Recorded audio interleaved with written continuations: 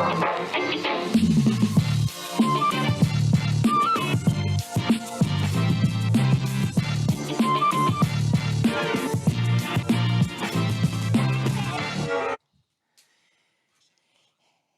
alumni, welcome to this 2022 general meeting of our association. A year after meeting at Station F, where I was elected president, I am welcoming you here at Comet. Comet is a company created by two HEC graduates, Victor Caro and Maxime Albertus. Their story started in the classroom. And after earning their stripes in major consulting firms, just like many of us, Victor and Maxime decided to create this startup to reinvent corporate collaboration, tackling the future of work, oh my, because they are indeed taking on the great challenges of our world and the challenges of companies set by HEC entrepreneurs, for example, like as Victor and Maxime did, following in the footsteps of some of the greatest, like Pierre Bellon and Philippe Auriel d'Estezet, these great French entrepreneurs from the HEC family who we lost in the past 12 months. Thanks to all of us and all of you, the entrepreneurial spirit of HEC keeps on. We are delighted to be here in these premises to remember. Let's not forget where we are from. Our school is celebrating its 140th anniversary. We are honored to welcome tonight the new Paris Chamber of Commerce and Industry President, Dominique Restineau. His Managing Director, Stéphane Fratacci. And I would also like to greet especially Jean-Paul Agon, as you know, who was recently elected President of HEC Paris, succeeding to Jean-Paul Vermes, whom I would like to thank for his 6 years at the presidency of HEC. Welcome to all of you, fellow alumni here and online. I heard that there were 300 of them watching us, and you can also listen to us on a dedicated channel. Real time. Before we start presenting this moral report, I would like to invite you to stand up for a minute of silence in memory of our fallen fellow alumni.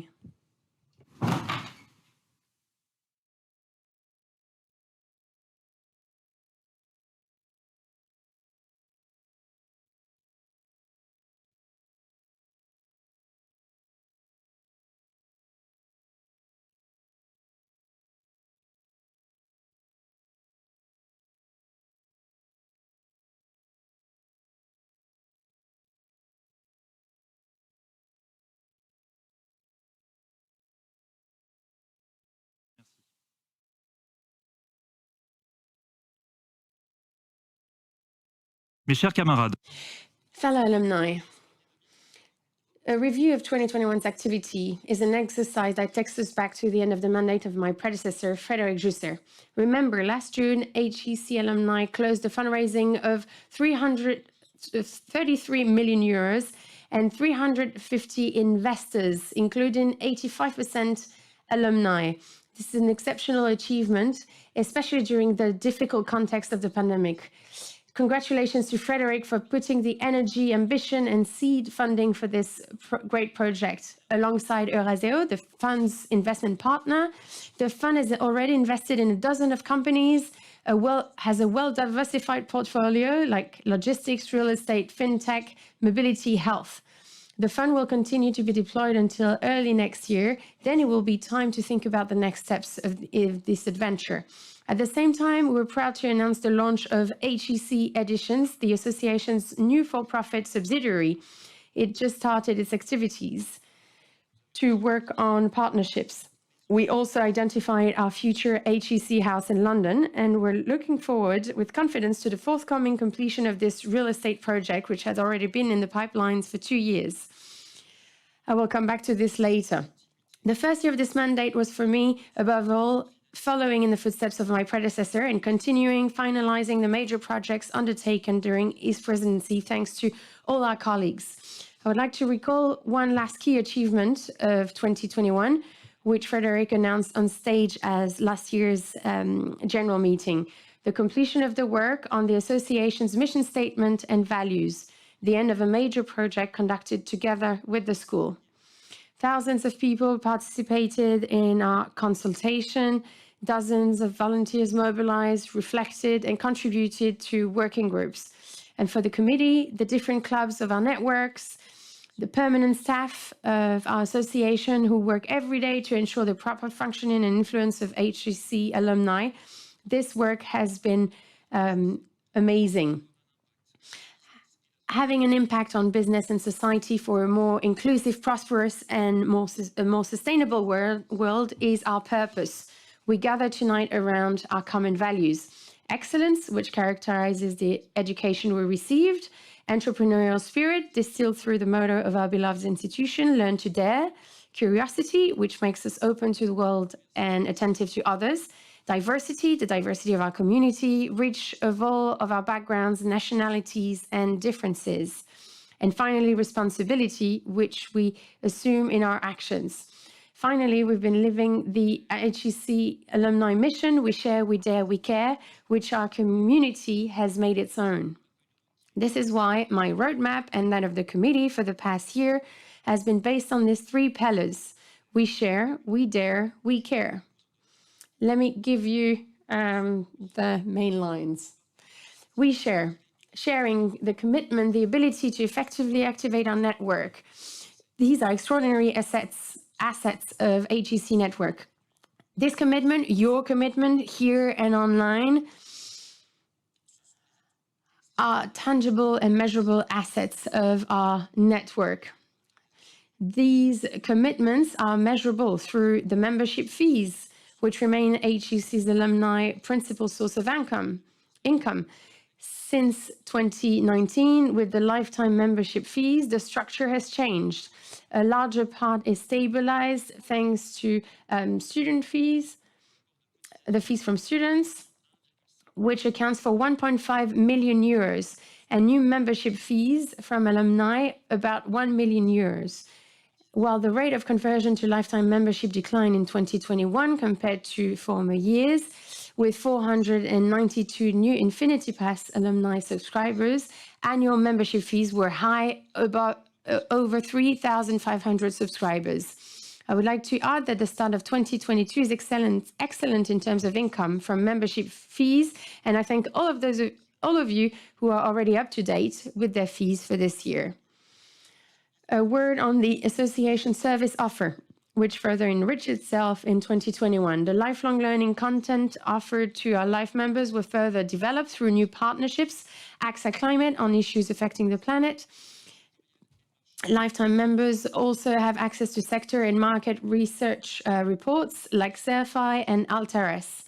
For HEC Life Project, the individual support offer was enriched with coaching to the satisfaction of several dozen alumni and with an offer targeted at executives launched in September 2021. A video is worth 1,000 words, so let's watch it.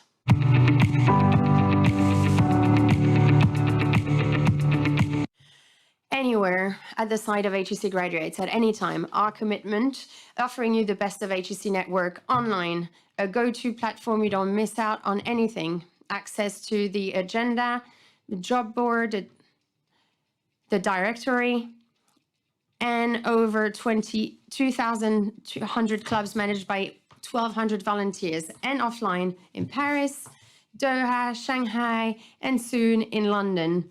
Over 1,000 events a year, galas, breakfasts, interviews, conferences, roundtables, supporting your projects. 1,500 alumni supported every year, lifelong learning, executive services. Thanks to your lifetime subscription, over 10,000 training courses online with EdFlex, our business data enterprise, Cap Financials, D&H Hoovers, your business data partner. HEC Stories, the media that speaks to HEC graduates, investing in your successes. HEC Ventures and Investment Fund to support the best startup of HEC.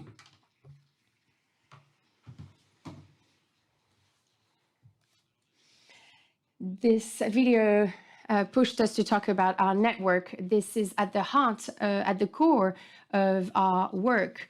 It is incredibly dynamic. In 2021, more than 1,000 events were organized within the association, mobilizing more than 30,000 participants. Digital technology, we learned it during the pandemic, made it possible to multiply audiences by reducing constraints. 4 to 5 conferences at once. Whether you are in Paris, in the regions, in different countries, this is possible. More English language content was created and the clubs were increasingly active. I'd like to give a special mention to different clubs. HEC Détente and Generation Chair, the most active clubs in 2021. Well done. The Governance Club, which invited Professor Michael Porter in October for a conference that attracted 1,500 online participants. Well done. The new Diversities Club, in the plural form, created last year, which put the subject of accepting diversity in companies on the agenda. Well done. And finally, please applaud UK chapter, which alone generated more than half of the 200 English languages events produced in 2021. Well done to all of you. As president, I have made a personal point of strengthening my links with the network. Over the last few months, I have been in touch with many of you, presidents of international chapters, alumni in different French regions, alumni in Qatar, whom I visited last November for the opening of a new campus there, class delegates. I participated in events in La Rochelle, Nantes, Marseille, Doha, and this year, if you'll allow it, I will go to London, New York, Toulouse, Lyon, Lille, and probably to other places to meet the active alumni of our community. I want to involve them even more in the community's roadmap for the association and answer their question on the major change projects being carried out by our school. I also wanted our alumni who receive distinctions or awards, who are promoted to key positions, or those who raise funds to be made more visible by the associations. 19,000 followers on LinkedIn, that is much more than last year. And please, a round of applause. I also want the links between students and alumni to intensify further. Our young graduates need to know how important it is to cultivate the network in their professional and personal lives. Thanks to the school, we have intensified existing mentoring program. We have also worked on designating program sponsors, and we also want to put in place a better process in 2022. In accordance with the decision taken at the last general meeting, we propose to welcome HEC professors into the alumni community as associate members. This is an important step, a marker of the deeper collaboration our network wants to create with HEC programs, the faculty, the school's 3 centers, and of course, students. This transversality already exists at the governance level within the committee, the board, the school's boards of directors, and the foundation's board of directors. And I would like to install, along with Olivier Sevilla and Loic, to install it in all levels of our exchanges. Finally, the links that unite our association school foundation ecosystem will also be strengthened through the major projects that we are carrying out, particularly internationally. This brings me to my second pillar, We Dare. The major project of the HEC House in London, as mentioned, accelerated last year. The committee identified an exceptional property in the Covent Garden area. This 2-story property had all the makings of an ideal location for our HEC UK house, but the path was not easy. It began with an in-depth real estate negotiation and due diligence under Dimitri Bult, who is here. And if you want to celebrate something, celebrate it with Dimitri. He will tell you why. So I'm sure you won't drink just a glass of champagne. Then, thanks to you, we obtained the authorizations for the use we were proposing.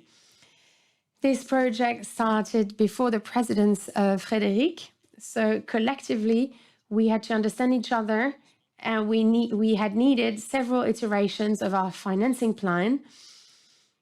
while remaining within the limits of the authorizations given by the HEC Alumni General Meetings and making financial commitments that were tenable for the association. The school is a stakeholder in the project, as is the foundation, and I would like to thank them warmly for that. I can now announce that the property was acquired in March 2022. We've communicated on this. We are starting to furnish it, and it will open at the end of the year, and it will become a center of activity for the HEC community in London, our second largest international community, and a tool for the school's international influence. We will deal with this at greater length later on tonight with Dimitri, who supported this project greater at the level of the committee with the school and the foundation.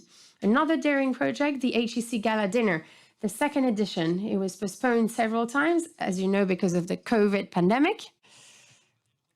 It took place at the Palais Brongniart on April 21st, 2022, and I think I can say it was a successful event. You will see some pictures on screen. There were 270 of us in this beautiful hall. Jean-Paul Lagan was there, the new chairman of HEC, as our guest of honor. And I warmly thank all the alumni who supported the event by booking tables for themselves, for their companies, and out of generosity. I would like to thank them for their generosity, in particular Jean-Luc Elevena, who sponsored a table to make it possible to invite all the young graduates of the Master HEC ex-entrepreneurs to attend. The support of Christie's made it possible to organize a spectacular fundraising appeal for the HEC foundations, which recorded more than 800,000 euros in pledges during the event. This sum will be directed towards equal opportunities and the new HEC Imagine Fellowship Program proposed by our fellow alumnus and 2021 HEC Alum of Year, Adrian Nussenbaum. I will say that this will feed and fuel ambitions for a gala next year. And I will end with HEC Editions, another bold project launched at the beginning of 2021. A major editorial overhaul has taken place under the leadership of our new editor-in-chief, Daphne Segretin, and the HEC Editions.fr website has been totally overhauled. Purely digital formats and enriched content has been developed, such as the Entretien HEC interview produced with BFM Business TV and the partnerships of Bain & Company. 15 episodes have already been produced. The subsidiary has also reworked its commercial proposition for companies, both in terms of format offered to advertisers in the magazine and by devising new commercial products at the crossroads between events and media. While 2021 was a year of investment in our offer, HEC Editions must continue to invest in its commercial strength to achieve its ambitions. As we can see, publicity in the directory is not enough. 2022 will be devoted to strongly developed revenue in order to aim for financial balance in 2023. And I have full confidence in a team formed by Xavier Romatet, president of HEC Editions, Marguerite Galland, who is the general manager, and the staff of HEC Editions to transform this try with the support of our entire community, of course. Finally, I will conclude with the third axis of our roadmap. We care, the impact, solidarity, and responsibility of our association. Firstly, we've been working for several months with the committee to provide the association with an impact strategy in line with our mission statement, contributing to a more inclusive, prosperous, and sustainable world.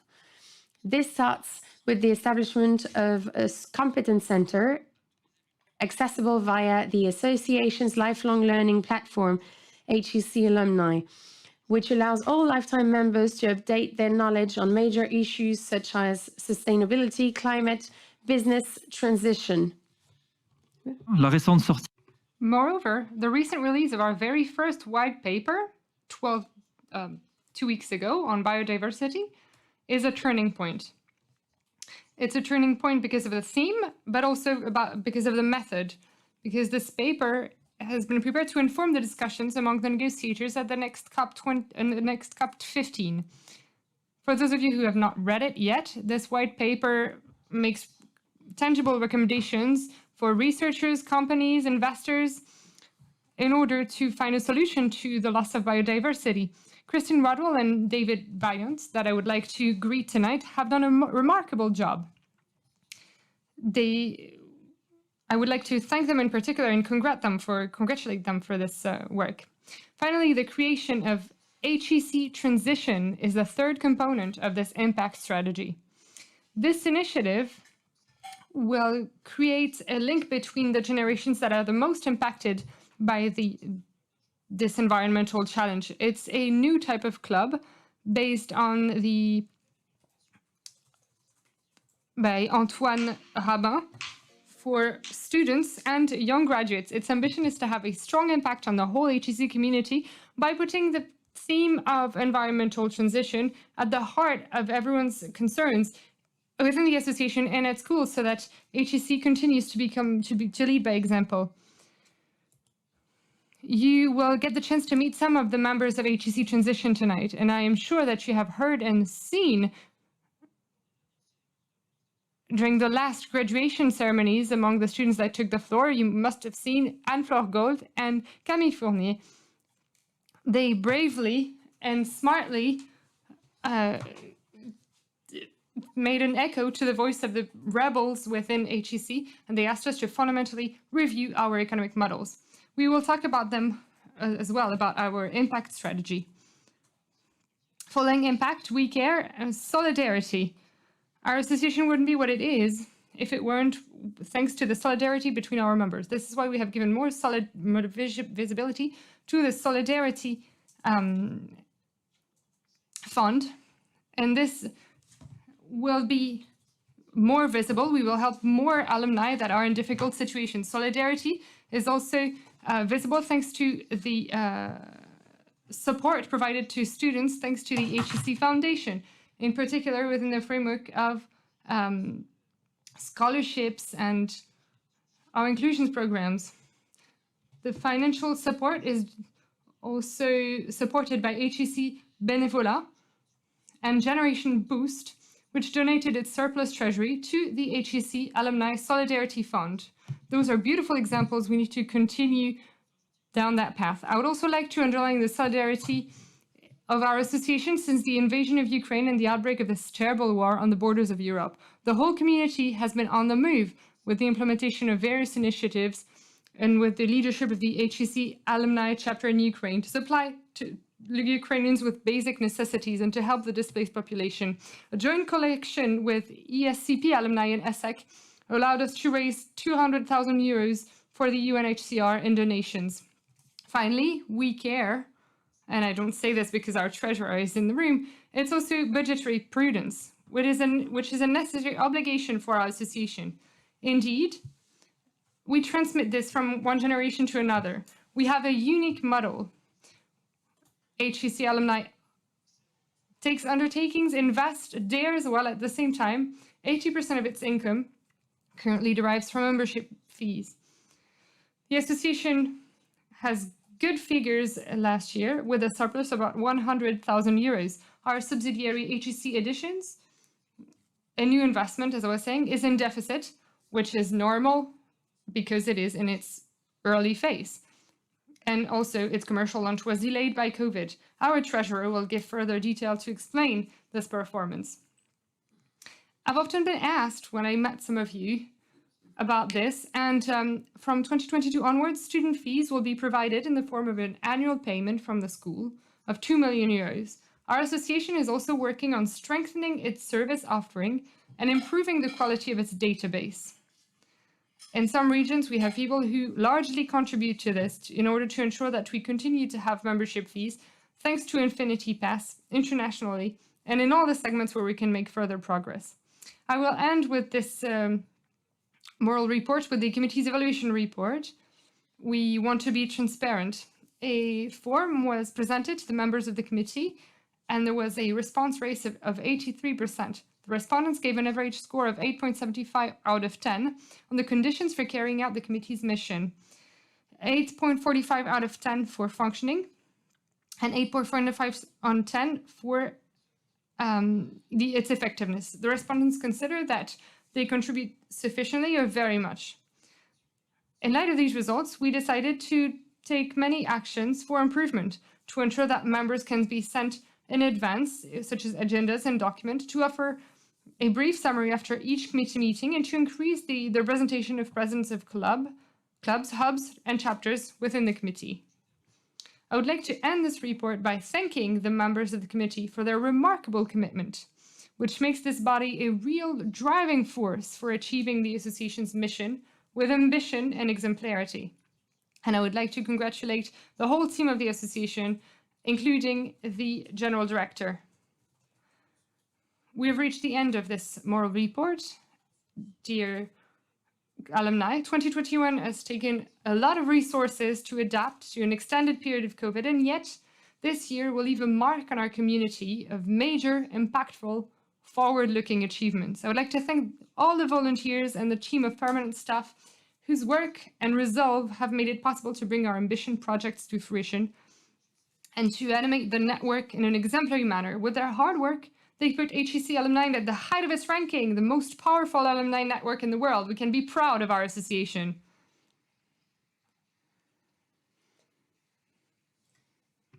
I will now give the floor, and he deserves a round of applause as well, to Eloïc Peresh, the new General Director of HEC Paris.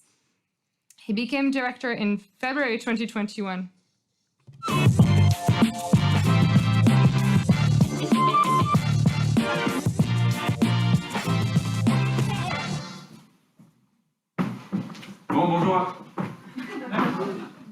Bonjour à toutes et à tous, ravi de... Good evening, everyone. I'm delighted to see you all again on site and for those online as well. I could talk to you about HEC for hours about what's going on here on the campus, but they gave me 8 minutes. So I'm going to be quite brief, but I'll tell you about a few of the missions of the school. So the theme of my talk will be discussions that I have with the head of a big company, and this will allow me to tell you more about the mission of the school. When I discuss with him, he always tells me about the density of talents, and it's an obsession for many of us throughout the room. And sometimes we tend to forget other topics because we talk about talents, and we're talking about the talents of young graduates. But there's also a very important dimension, which is all of the people who are in our lifelong learning programs and who we try to also help grow. And we all know how important lifelong learning is and will be in the years to come. And HEC is in the right position for that. A few weeks ago, a ranking came out and HEC was #1 throughout the world for the Financial Times for catalog courses and for customized courses. It was the first time it happened in the history of the Financial Times and in the history of the school. So this is also very important, and it's really a #1 priority for our school to see this lifelong learning department grow and evolve.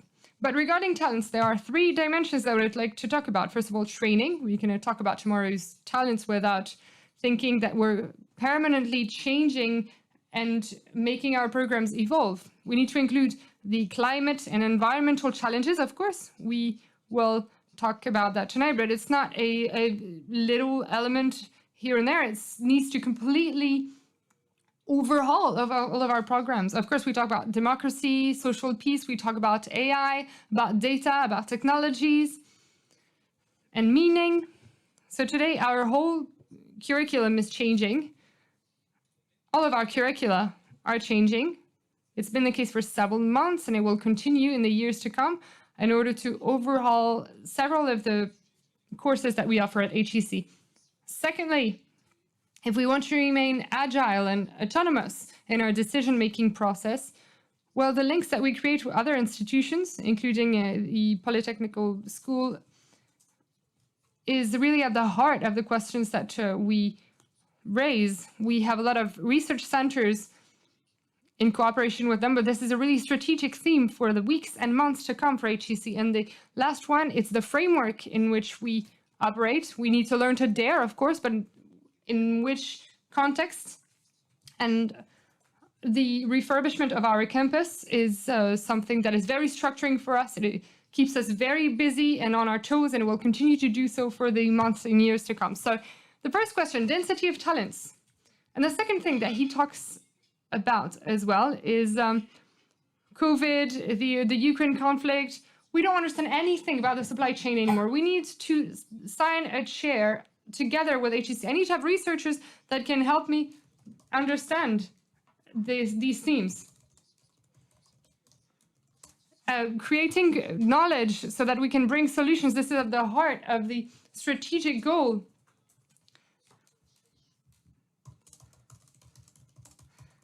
We are one of the best centers throughout the world. We work on algorithms, on the cities of the future, on creativity challenges, on NGOs, on blockchain topics. The mass of everything that we're doing is just hard to fathom, and it's absolutely strategic for us to continue to work on this. And Adrien was talking about the white paper on biodiversity earlier. There's a lot of content creation, knowledge creation within our institution, and one of the main strategic topics for the months to come is how can we act better together? How can we turn HEC into a media, and how can we have more sway in the public debate thanks to research and knowledge production coming from the HEC community? Third point, when I talk to him, he also tells me, well, innovation is really fast. We need to disrupt ourselves in our industry. It's a very important industry. So we've created structures to boost innovation, but it's not our sector. We're a bit lost. Can you come and help us? Today, the expertise in entrepreneurship at HEC is huge. We have about 100 companies launched by students who are still in school, who are about to graduate. Within the HEC incubator, we don't even know how to face the mass of companies. We can have 70 companies, and we've supported 200 of them this year. A quarter of the French unicorn startups were created by HEC Alumni. In 2021, in the early stages, they have raised almost 250,000 euros. So this movement is really significant, and we want to support it. But what we've said as well is that this expertise, we want to put it at the service of our alumni and of companies. So this is why we offered excubation programs. So companies identify external innovation drivers, and we help them through our excubators. And we have a whole lot of small, very small companies that delegate the follow-up, the monitoring, the support of these companies. So we really have two pillars, startups and the acceleration of innovation in big companies. And for a wide array of topics, we're not only on service innovations, we are very legitimate for tech services as well at HEC. So we are in touch with the Polytechnique School as well, so we create synergies. But we have a program in school, which is the Creative Disruption Lab. We have tech challenges that are linked to climate challenges.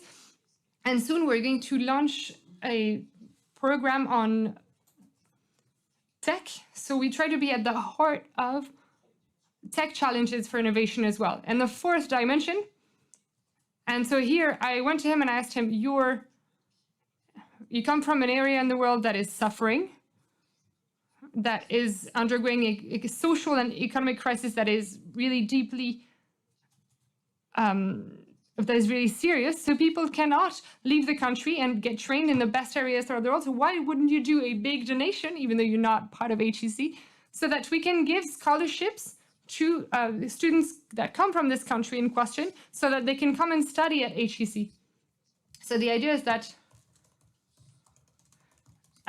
when we give to HEC, it's not to help HEC. The idea is to help a greater cause, the world that we're all a part of.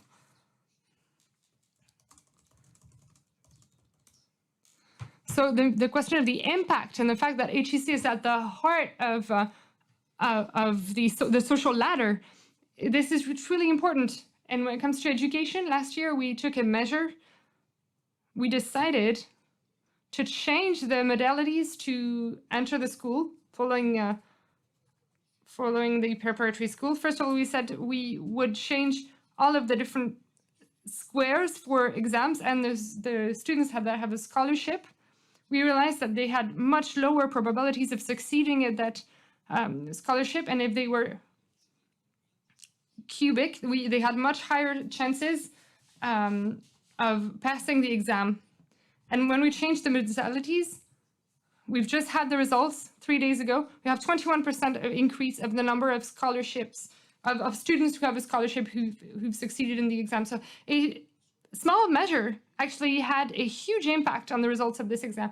And it's our part to do this. It's our duty, giving scholarships to students who come from war-torn countries. It's a particularly important topic. We have a program, Pact Africa. Some of you know it well. We're going to support hundreds of students coming from really good institutions in Africa in order to give them a chance to come and study in HEC. We have a whole program to support them for years and to help them pass the parallel admission tests.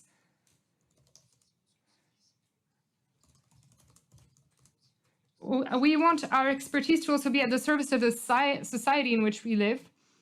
So today, we are really involved in social entrepreneurship, but we want to help people that have not been as lucky as we were, who were not lucky to have access to all this content, and maybe to be autonomous financially, to launch a company that will then hire people. So HEC this year is going to certify 400 women, mostly from underprivileged areas, from priority areas, in an entrepreneurship program. They have unbelievable energy and excellent results. We are in charge of the 24 companies that are part of the accelerator in the greater Paris region. 24 of them are people with disabilities. They have a 20% increase in their manpower, but their top priority is to remain a social entrepreneur. We created the SNO Center at HEC a few years ago. The project is to rethink, to have a European school of thought for capitalism of the 21st century. And this also has strong impacts. I've talked about the environmental and research impact, and the renovation of our campus, of course, has taken into account the environmental aspects and the protection of biodiversity. We've worked on biodiversity. We have a beautiful campus with a huge amount of biodiversity, and we've detected several works that could be carried out on this campus. So here are a few of the aspects that we're working on. HEC is not only a place where you can find talents. There's a lot of innovation, a lot of research, knowledge. We want to be a reference center for these topics, and we have a strong impact. We've put it at the heart of our purpose for business, for society, on the wide array of topics that I've just mentioned. And the goal is for each and every one of you, when I discuss to people, be it CEOs or at the market, when I go buy my groceries, they tell me, but you work at HEC, you're an HEC graduate. Wow. And it's great. We're really lucky to have such an institution in our country. And this is why we should be happy when we get up in the morning, and it keeps us busy with the whole team that we work with every day. And I'm sure that you will help us give it even more visibility. Thank you.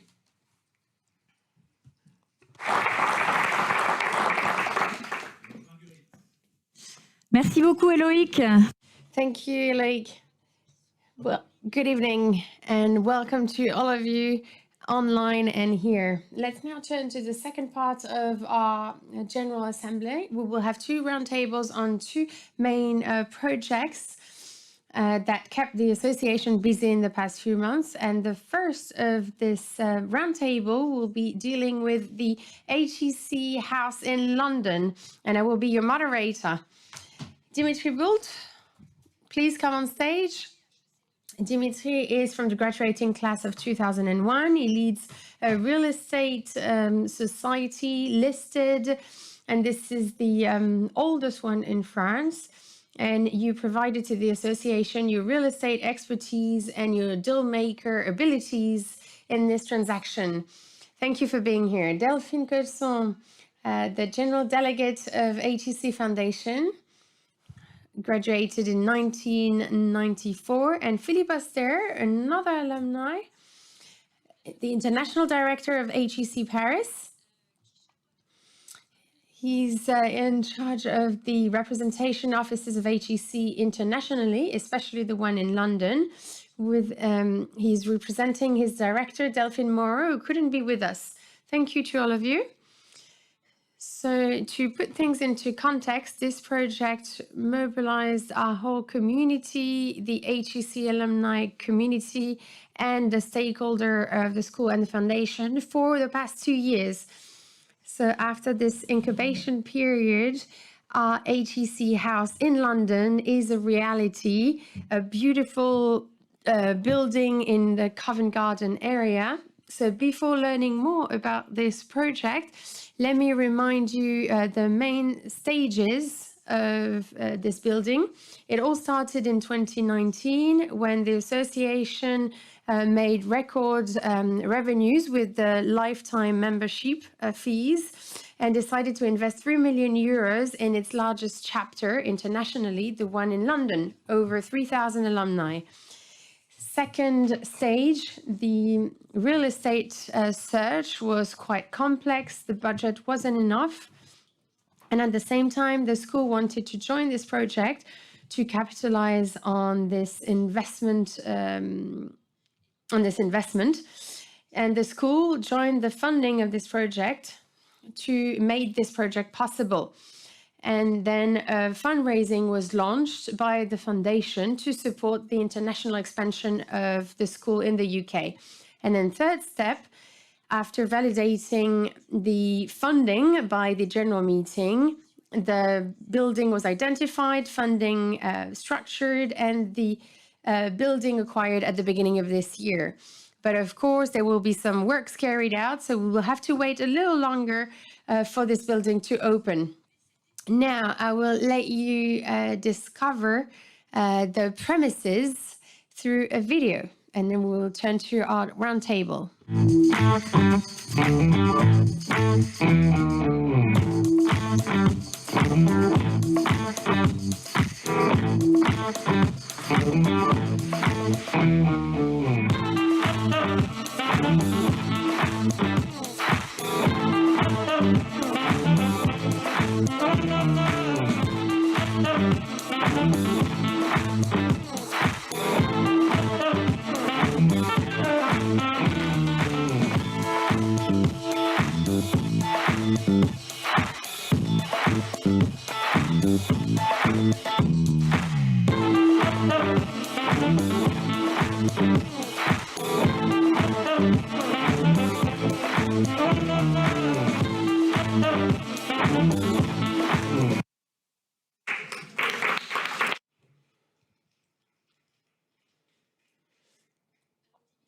So, Dimitri, let's start with you. This deal was a real marathon, wasn't it?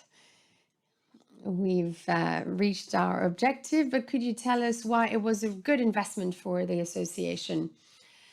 This was a marathon, but we made it, and for a real estate deal, it was quite short. But 3 reasons tell us why it was a good investment. Firstly, as you said, Marguerite, the chapter in London is the largest international community, 3,000 alumni, over 100 events organized throughout London. So it met a need, and we saw it with the house in Franklin Roosevelt. So having this new house was here to make the reputation of HEC shine internationally. My expertise was useful because we needed to make a sustainable real estate investment. A real estate investment is quite heavy. The latest one was Avenue Franklin Roosevelt. And this is also a territory we were not used, a ground on which we were not used to play. And then in terms of supply, we had to make sure it was in the best possible location. We are in a prime location right now, so an exceptional location in the city center of London, with a lot of public transport possibilities, 400 square meters, and this called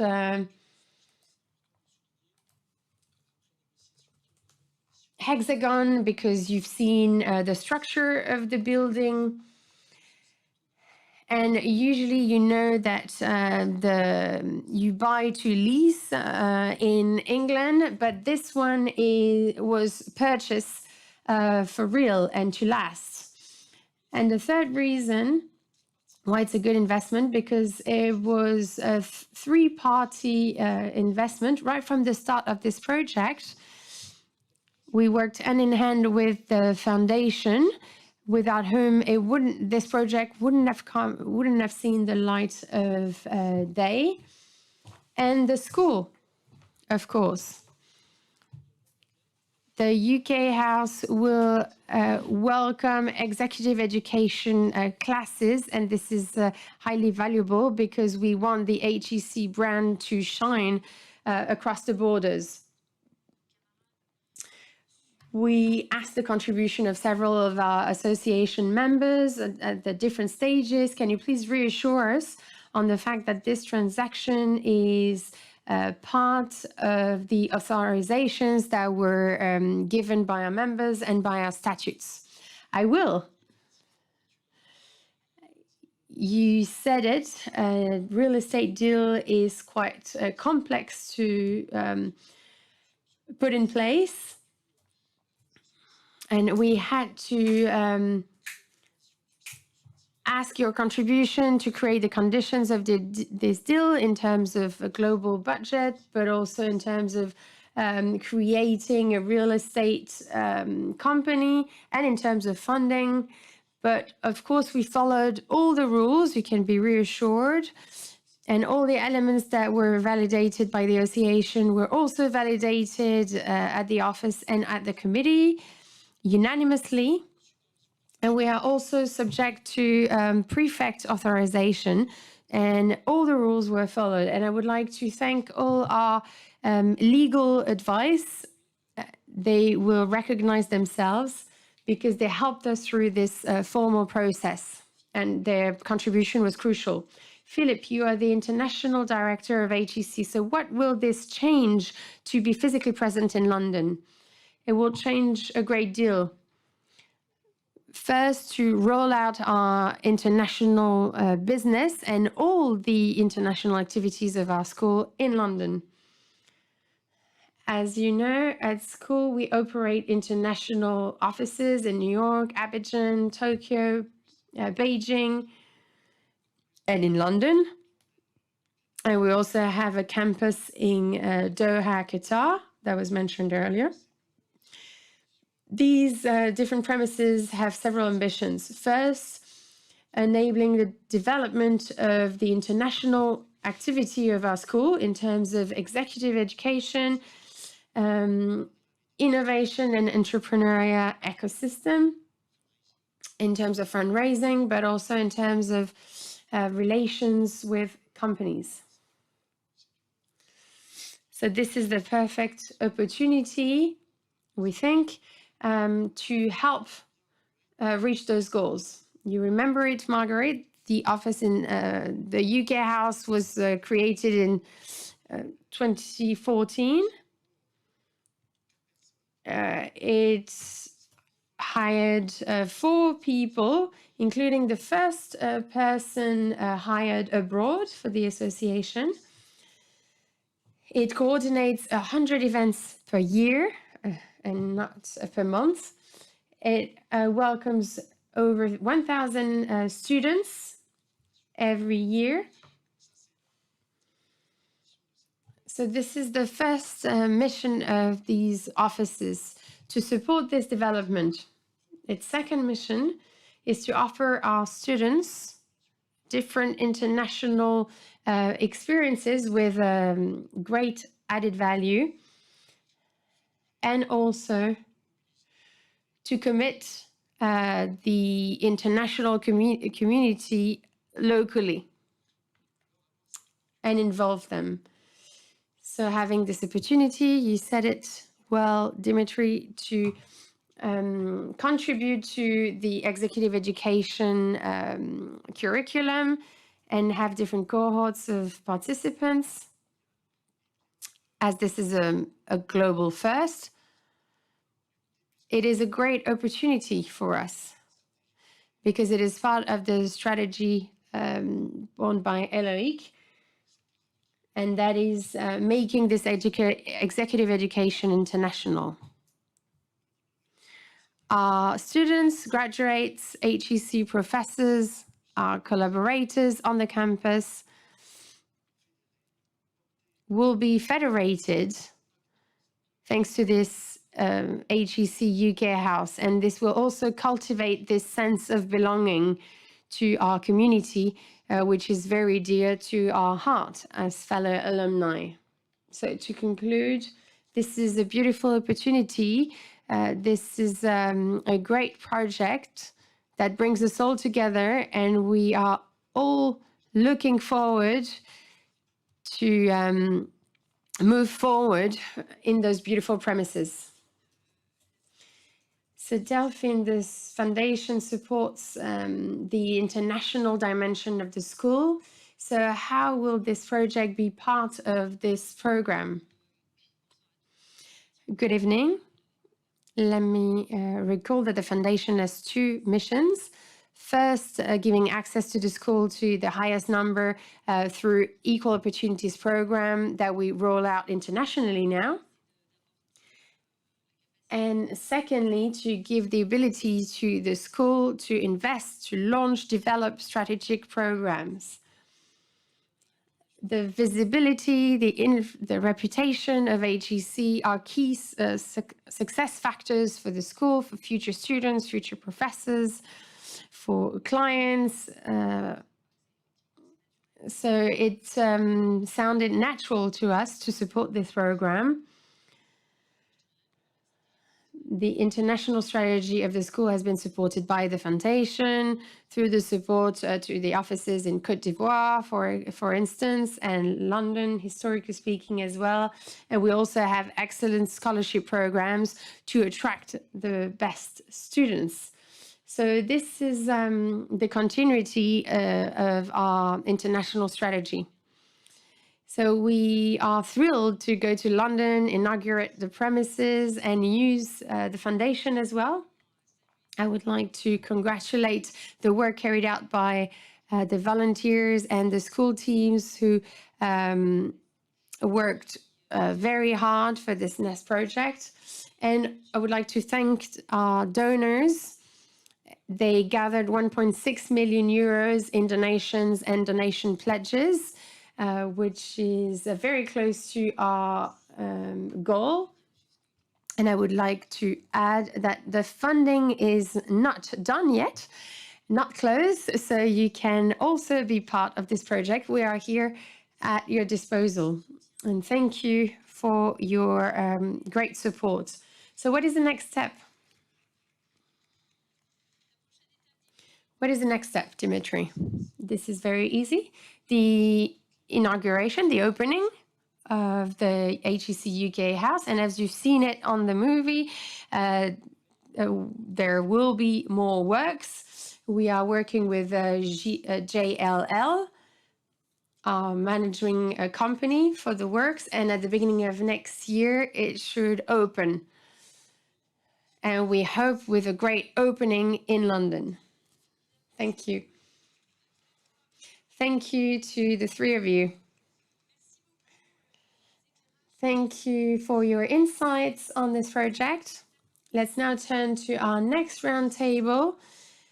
I would like to add something and extend my warm thanks to everyone who worked on the HEC UK house and its success story. And I hope it will be highly successful to our students, alumni in the next few months. And I would like to ask Daphne Stegretin to join me on stage. She's the editor-in-chief of HEC Stories and content writer for HEC Editions. Good evening. I joined HEC Editions about a year ago, and I am now at a time of transformation for the whole community. With its mission statement, we share, we dare, we care, the alumni associations, joined with Eloic Perrache, owned its values to meet the needs of the future generations. We need to have an impact on society thanks to research and different actions to make our world more sustainable and more prosperous. And we will talk about impact tonight. Kristen Rodwell will join us on stage, expert on social impact and environmental impact of companies. She is a member of the committee of HEC Alumni. She took part in the white paper on biodiversity. Adam Melky, consultant in environmental strategy, co-president of HEC Transitions. Along with Antoine Rabin. Adam is also one of the 7 co-authors of the white paper. Antoine Rabin, engineer by training and president and founder of Gecosphere. He trains with Gecosphere private and public stakeholders in their ownership taking of the environmental transition. He's also a lecturer at HEC. And Loïc Perrache.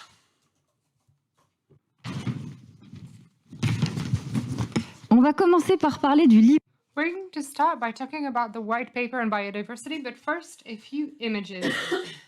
The first thing that often comes to mind when we talk about biodiversity is mass extinction. In 50 years, 90% of the large oceanic fish that have disappeared. Primary forests in the Philippines covered 70% of the country's surface 100 years ago. Today, only 3% of these forests remain. We live in a world where the level of eco-anxiety is ever growing, probably because we spend so much time talking about the problem. Our economy relies on biodiversity much more than we realize. It is a fundamental issue for the 21st century. I expect the white paper to be a wake-up call to mobilize stakeholders, managers, companies, investors, experts. We want companies to take a hold of this topic as they did for the climate issue. Indeed, for the climate, we have roughly about 2030, but when it comes to biodiversity, we've passed that red line in 2020. I expect HEC Alumni to use its influence to take a strong position. For me, this white paper needs to be a first step towards a large-scale movement on the topic of biodiversity. I would like to invite the COP negotiator to build on our work, because in this white paper, they're going to find recommendations that come both from the private sector and civil society. So it's a call to action so that people get around the table and allow for effective action to have an impact, and so that we can move forward.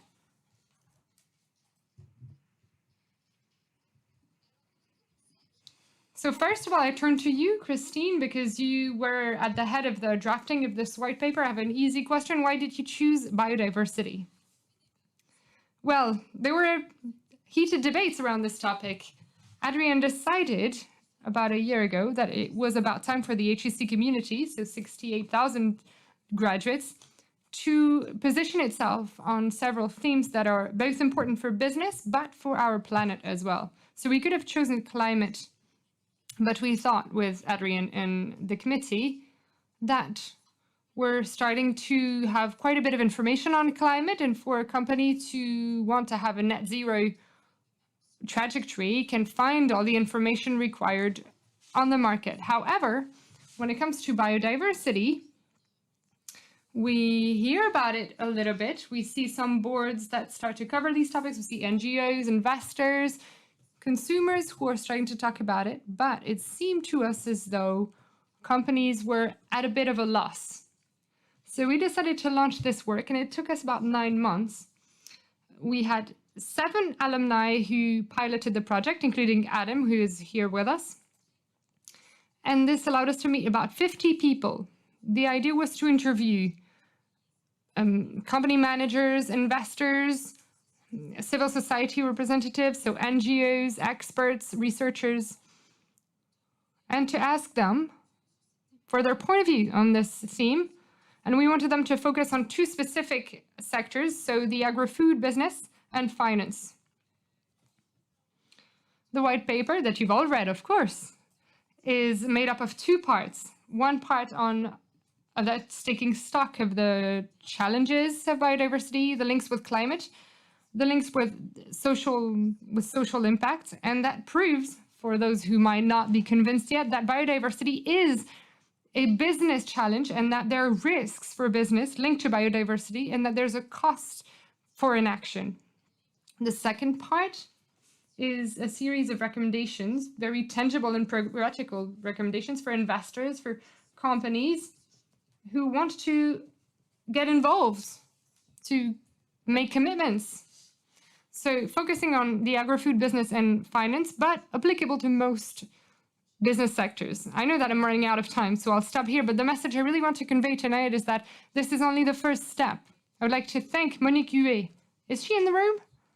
Thanks to Monique, we've already been able to give presentations to about 12 administrators of the IFA to share our work with them, and I'm sure that you want to continue on this topic, and we're there to help you. I see Dimitri here. You know that I'd like to work with you on biodiversity in construction, and this is a call for volunteers throughout the room. Thank you, Christine, for this excellent work. This white paper was given to Sylvie Lemay, age 81. She's the ambassador of France for the environment. Mrs. Lemay should give this white paper to all of the negotiators of the COP15 that will be dedicated to these challenges of biodiversity, of course, and that should take place in the fall. Thank you, Christine. Thank you, Adam, because you're also a co-author. Adam, you're here tonight to talk to us about another topic as well that also has a strong impact. You're going to tell us about the former Eco-Universe Club, which has become HEC Transition at the beginning of 2022. So what does transition mean, and why did you choose it as the name of this club that you co-chair with Antoine Rabin? Transition is about a dynamic. And the question for us who want to create this dynamic is, how can we be as attractive as possible? And how can we give the right approach? So I'm going to give the approach of the young people within the HEC Transition Club.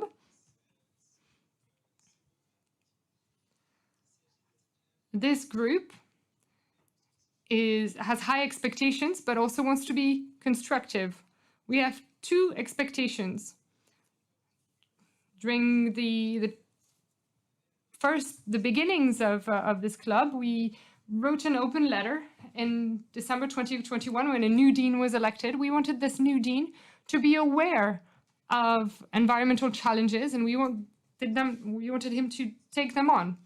So we talked about this with Antoine, but 2,000 alumni signed our open letter, and we received a huge wave of support, and we wanted to capitalize on this wave of support. This is when we started discussing this, and we joined the Green Economy group. And then Anne Fleurgol was also a turning point. It was mentioned earlier. And I encourage you to ask yourself the same question that she asked during this graduation celebration, which was also mine. It had been delayed because of COVID. Which trajectory do you want to contribute to?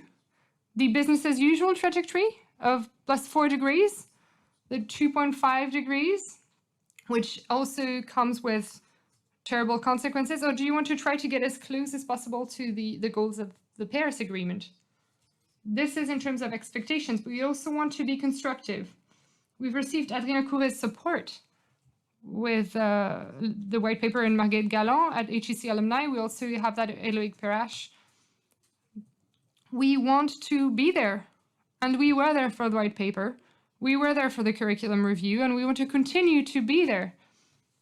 And it's a good thing because it's what young people request. They want to contribute to the future that they want. And let me finish on this, Daphne, and it will be a good transition for Antoine regarding the intergenerational link. We can see this divide in our families, in our businesses, regarding environmental topics, either on the positioning, which trajectory do you want to contribute to, or when it comes to approach and methods. Even if we agree on the positioning, we're usually divided on the approach and the method. So this divide that is emerging, we don't think that it has to be this way. We want HEC to be a forum for dialogue, a safe place where everyone can contribute and have a conversation. Thank you, Adam, for this explanation. So I now turn to you, Antoine, to get a little bit of perspective. Young graduates are highly motivated by these topics linked to impact. You've just talked about the open letter that requested a dean that would be aware of environmental challenges, and Anne-Fleur Gold also called on her classmates to change the rules. So Antoine, does this new dynamic give you the possibility to go further, to step up? Maybe we need to use our influence to change things. So here is the older graduate who's going to talk about this. I don't know how we can explain how we met one another, but we are 20 years apart. But Adam came to us and with his whole collective with the exact messages that he just shared. And I find it a bit moving to hear how coherent you are, and you are just as coherent today as you were when you came to see us. And this coalition, this transformation of HEC green economy into HEC transition is indeed because we want to have an intergenerational vision, and we want HEC to use its influence for transition with all the stakeholders within HEC and on the outside as well. And it's also a new method. And this is what we are implementing. We are discovering ourselves, and it's no mean feat to find a consensus on the levers to be pulled, but we're getting there, and we're happy, and we're going to make further progress together. Tonight, in front of you, it's interesting also to close in a way a session on the green economy. And we've built a legitimacy for several years with HEC green economy. And I'm not the only one. My predecessors, Patrick Hubert, Mr. Bertin, Jérôme Bertin, they're also legitimate to talk about this. Within our association, we were credible when we talked about business and transition. This was rather easy on the outside, because what a beautiful door opener is HEC, to be credible, to talk about business strategy, economics, transformation. But on the inside, it was not easy to have a legitimate voice to say, well, there's a bit of an elephant in the room, and the redirection of companies is a topic that needs to gain momentum in our curricula, but also in the operational manner in which we manage companies and operations. So this is what we wanted. This is our mission today. It's what you were saying. I'm not going to repeat what you said. It's our school. We want to be there. We want to be one of the stakeholders that contributes to the renewal with the curricula review. We have courses on the limits of our planets that are changing this year, that started to be offered last year. We have also innovative programs with innovative tools that we want to encourage within the HEC lifelong learning, because learning is a lifelong business. We want to act. We have the climate mural. It's a game, and in 3 hours, it might seem long, but it's actually short, so that you can understand the dynamics of climate change and the levers that you can pull in businesses. So we are going to talk to the first 1,000, first 10,000, and we'll try to be ambitious, but in big companies in France and throughout the world, such tools are used with unbelievable methodologies. And this intergenerational link will make a lot of sense, because we will have young presenters, and we will have a lot of HEC alumni that will hold workshops in France and throughout the world. And in a more pragmatical manner, and in an operational manner, we also try to convey a message to all the club managers, so that as early as 2023, we could have an event held within each of these clubs to talk about the transition challenges. Thank you. Christine, you wanted to react?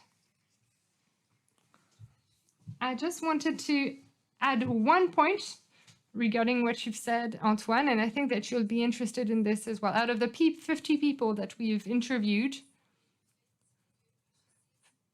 all 50 of them praised the fact that HEC was taking a hold of this topic on biodiversity, be it the president of the Natural History Museum, CEOs, investors, NGO directors, they all praised HEC for doing that. They said, this means that it's an important topic. It means that it's going to go up a notch within companies and in the public debate. So I'm saying this to you because I know that Adrian wants to work on another white paper. Maybe he'll tell you about this tonight. But I thought that this was an important point for our community. Thank you. All of these topics are in line with the changing direction of the school that has been taking place for several months now. So what is happening on our campus? For several years, HEC has been highly involved in social responsibility topics. We've created the Sustainable Development Masters in 2003, so almost 20 years ago. We created the Movement for Social Business, which was a large movement, and Manuel Faber had played a significant role for this. And it was not just to showcase what we're doing. Then Lehman Brothers took place in 2008. So we started talking about circular economy, new business models, impact measures, and planet challenges. We have an energy chair. We've had it for several years now. So many initiatives have been taken in the past few years. And what about today? We had a major master in sustainable development up until now. Now it's sustainability and social innovation, so it is in English. And we will have about 100 students next year, either in major or in master's degree. But the topic here is the following. To be entirely transparent with you, you had to choose either major strategy, finance, entrepreneur, or sustainability and social innovation. This is not what we want. Now we want all of these teachings to be cross-cutting in our school. Antoine was highly involved on the course on the limits of our planet, which is a mandatory course. 100% of the first year students are going to take this course so that they all know what we're talking about. And we can start thinking about solutions. Adam, who's here, is also involved in other initiatives, the Biodiversity Academy on campus. So be it in terms of research, we have a chair on circular economy, in terms of teaching and evolution of our campus. It's really crucial for this to be cross-cutting, to be a part of all of our activities. We're talking about procurement, we're working on our environmental footprint, what are we doing in terms of transport, mobility between Paris and the campus, but also for several years we were sending our students abroad throughout the world. So we had learning expeditions, going to Rwanda, the US, Japan, and so on. And now the challenges at stake are game changers. So we're looking at all of our processes and all of our courses on offer. So what projects do you have for the future for the environmental transition of our school? This topic is going to keep us busy for quite some time. It's a structuring topic that is very important, both in terms of curriculum review, but also because our campus is being renovated. So these are brand new topics for us. Should we forbid cars on campus? Should we have electric car fleets available for our students? Driverless cars? There are many very important questions that are being asked. And of course, the new buildings that will be built will abide by the standards of the day. So there are many ways to work on this. Thank you very much. The rest is to come. I would like Adrien Courbet, our president, to come on stage to conclude this meeting. Merci aux intervenants. Thank you to all our panelists for their insights. We've only had a glimpse at what the association's activities were in 2021. First, a cross-cutting approach. We've seen it with the HEC UK House. 150 people that were interviewed. This is how we want to move forward. Kristen reminded it, and it was part of several observations for the white paper. Be there where we're not expected, and this is what We Dare is all about. And third observation, to lead such projects, we need budgets, we need balanced accounts, and we need an accurate treasurer like the one that we have and that will present the accounts.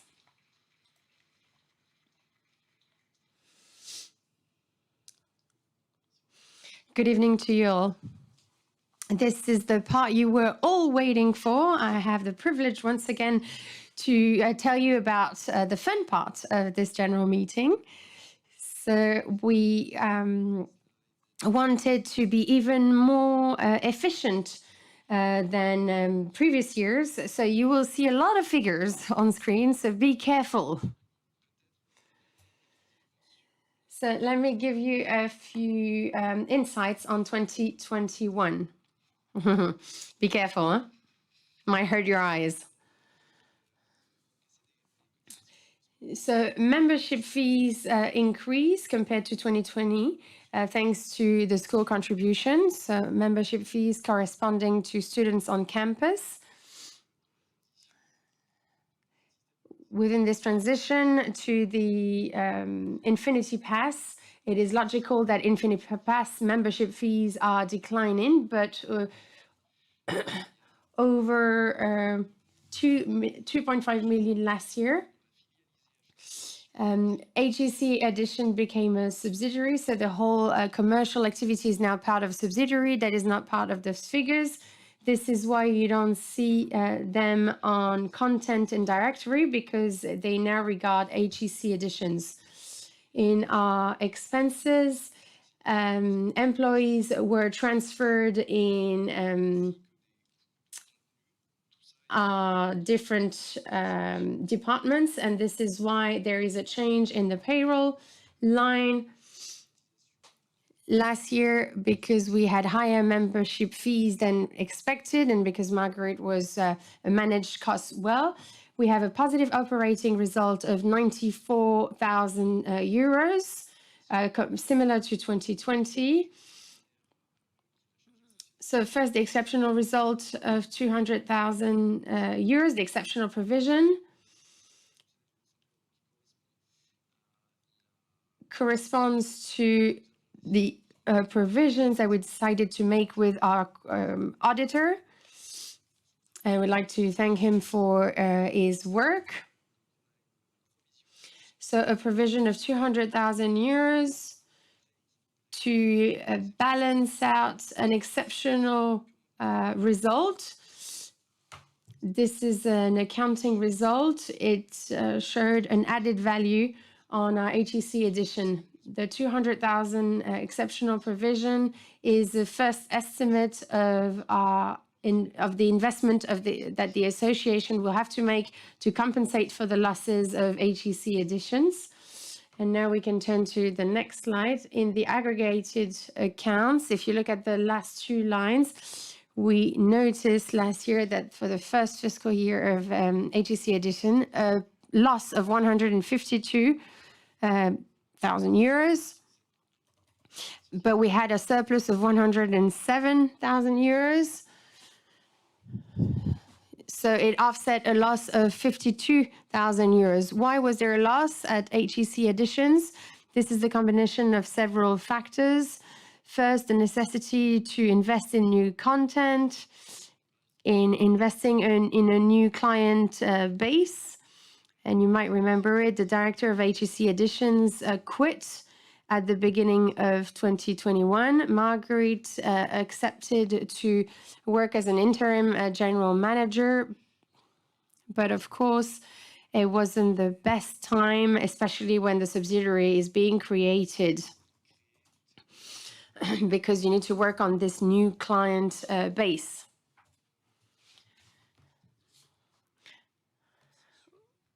We can now turn to the accounts of 2022. So our budget will bring membership fees to a higher level than last year, thanks to the arrival of the 2 million euros of membership fees. This should be a sustainable situation. So this is for student membership fees. And of course, we can hope fewer Infinity Pass and annual membership fees, but we can hope for more. We will hire 2 full-time equivalents. They have just joined, and which increases the figures for payroll, but we decided to push the increase of salaries at the end of last year to take into account inflation that was already starting to cut employees' purchasing power. With Marguerite, we intend to invest in marketing and communication. That is why the budget is increasing, and especially in the France and international network. And there's 1 employee being hired there with a budget of 417,000 euro, so an increase. So with a recurring total at a current result at 31,000 euros. I don't think we will have a balanced budget at the end of this year, but with Marguerite and the whole of HEC Editions team and its board of directors to reach a balanced situation next year. As long as we can hire general director, but it will also depend on the economic situation, which has a tremendous impact on our activity. So now, the balance sheet of HEC Alumni, as you can see, our position is quite healthy, over 5 million in cash flow, thanks to a state guaranteed loan, because it was planned for several associations and we decided to take advantage of it.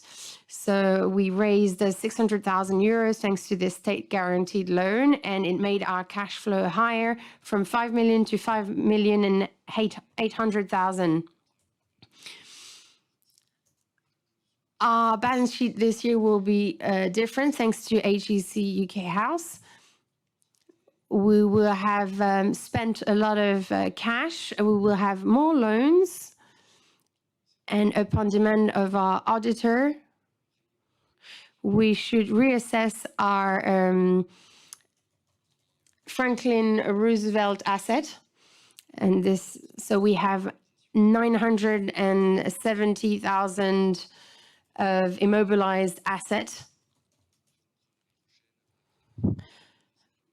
So the balance sheet will be will show our property far better. This is all for me, and you now have the floor again, Adrian.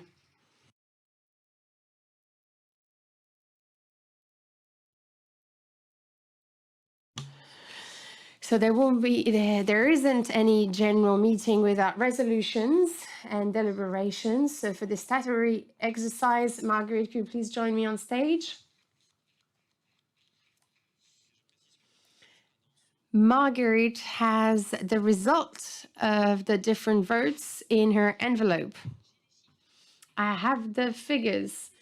So let's start the resolutions by dealing with the point on committee, resolution number 5. This is not very logical because the renewed committee with the new members will have the opportunity to withdraw from the room to elect the new president while I give you the results on other resolutions. So first, I would like to greet the 3 outgoing members of the committee.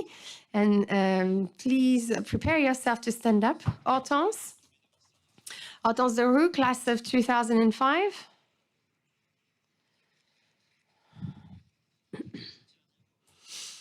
Hortense is putting an end to her 3rd mandate within the committee, and for 9 years she played a crucial role. She took part in all the transformations of our association, and you were a driving force in its development in terms of gender equality with the Charter on Gender Equality and the Grande École au féminin.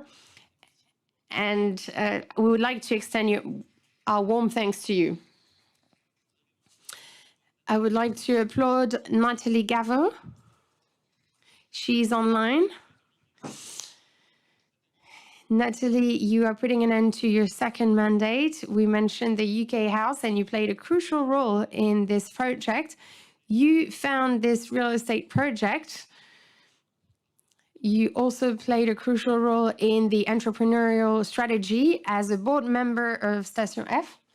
And you also played a role in the implementation of the lifelong membership fee.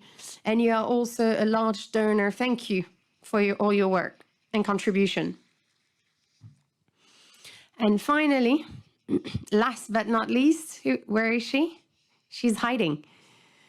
Flore de Robert, class of 2004.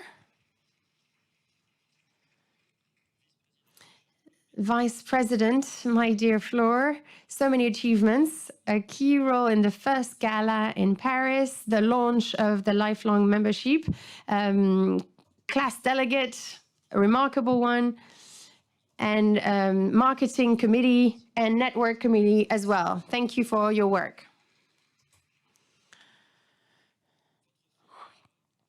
The end of your mandate within the committee is not the end of your commitment towards HEC, and the contrary. Let's not forget that an end can be a new beginning. What should we deal with now, my dear Marguerite? Let's now deliberate on this fifth resolution with the result that I can give you now. I have it in front of me. This resolution is the nomination of 3 new members of this committee. It has been validated, so we can congratulate them. Alors, je tiens à souligner. I would like to add that there are 3 main members of the network for this year. They have incredible profiles. They are highly committed, so congratulations. Hélène Bourboulou, you know her. You know her story. She's the president of our Bureau of Students. She's a talented administrator, HEC of the year, not that long ago, and president of female HEC for a few months. So she's highly committed, so please give her another round of applause. Véronique Erhardt.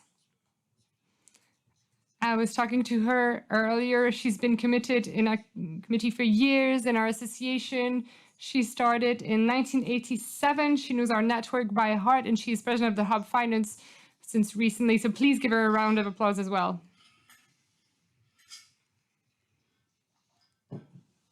And Anne Klerberg, who is online as well.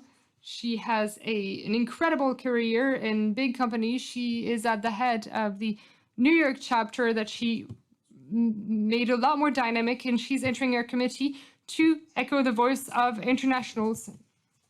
Please give her a round of applause. So you know that renewals are a significant exercise, and we do this regularly.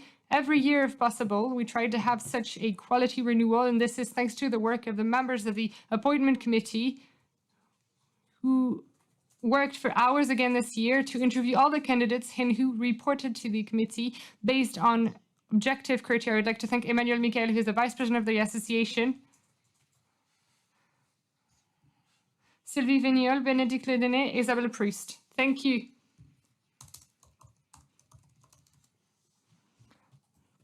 And now that we have a new committee, I would like to welcome the members of the renewed committee to leave the room so that they can gather and elect the president of the year to come.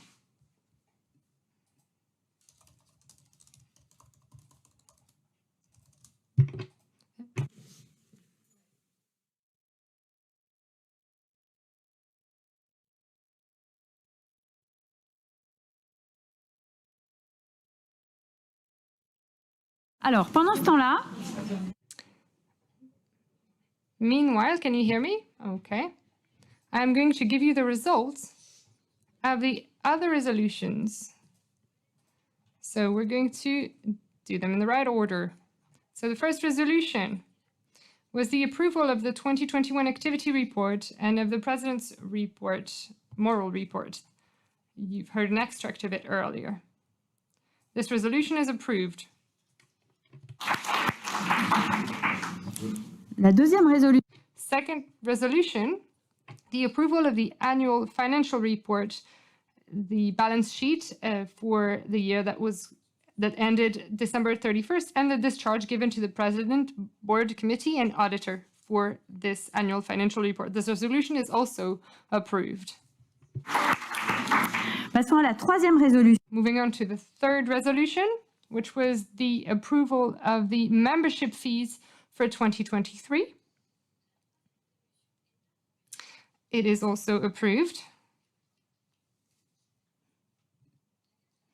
The fourth resolution was the 2022 budget, and that was presented to you earlier, and this resolution is approved as well.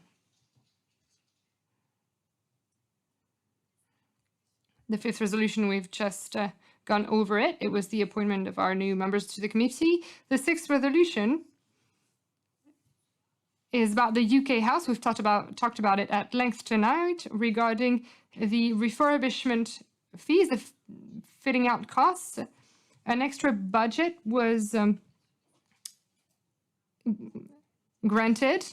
It's a 200,000 loan that the SCI HEC UK House will obtain, and the resolution is on the fact that the General Assembly authorizes the association to be the guarantor for this initial loan.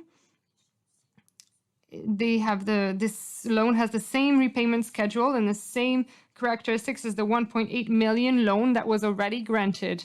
So this sixth resolution has also been approved by our alumni. Thank you. Moving on to the seventh resolution. It was a proposal for the allocation of the 2021 accounting surplus. The general meeting had noted an accounting surplus in the financial year of 2021 to the tune of 106,598 euros. They decided to attribute the sum to retained earnings. Again, the seventh resolution was approved as well. Eighth resolution, powers for the implementation of decisions. This eighth resolution is approved as well. Thank you very much.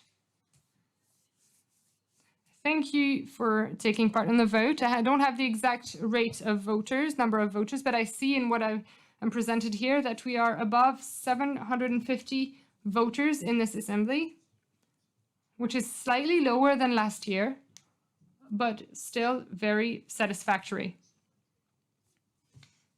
I see that the committed has deliberated. Wonderful. Thank you for being so swift. And I'm going to give the floor to our Dean, Elisabeth Laverge. Thank you for applauding her.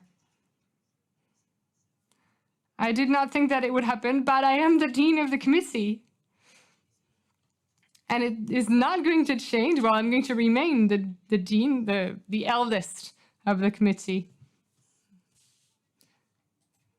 We worked with Adrien and with all the committee members, except the recently elected ones, of course.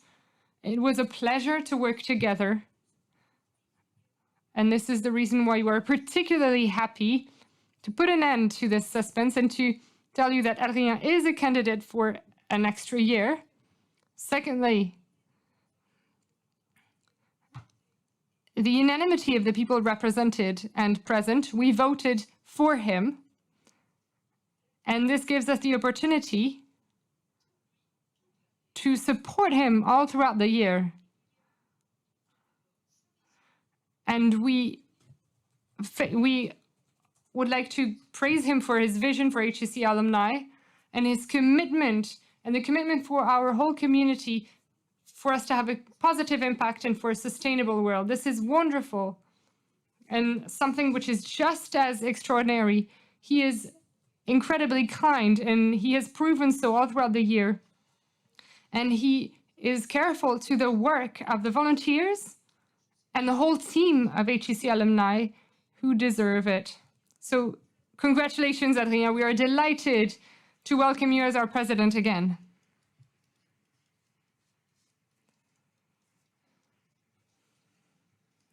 And I give you the floor. Thank you. Thank you, everyone. I would like to thank the members of the committee, the volunteers that you represent. Thank you, Elizabeth, for having acted as the president earlier. I would like to thank the volunteers for making this possible. It was an extraordinary year for me on your side, extremely rich and moving, and I'm delighted to be able to have another year at your side. Thank you so much.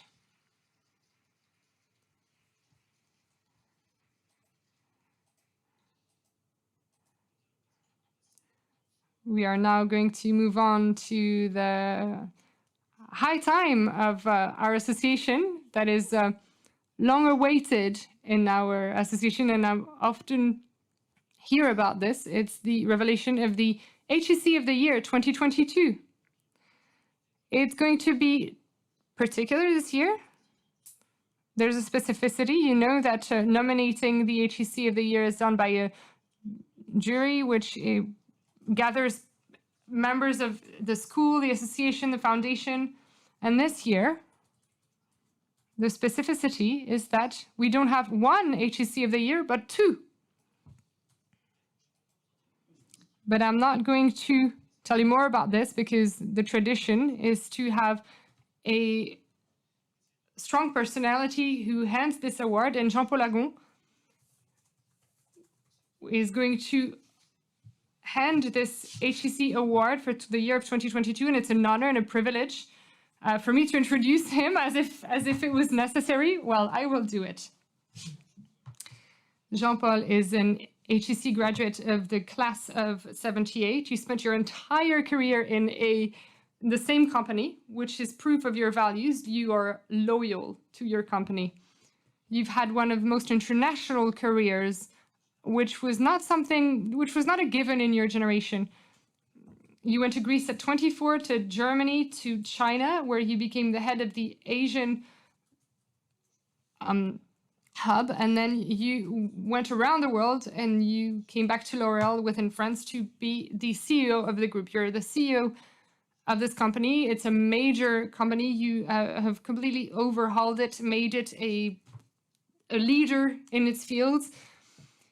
And you are also a leader when it comes to the environmental and social commitment. You are a true model for the HEC community. And through this extraordinary career, your link with HEC remained unwavering because, Jean-Paul, you've been the HEC of the Year 2005.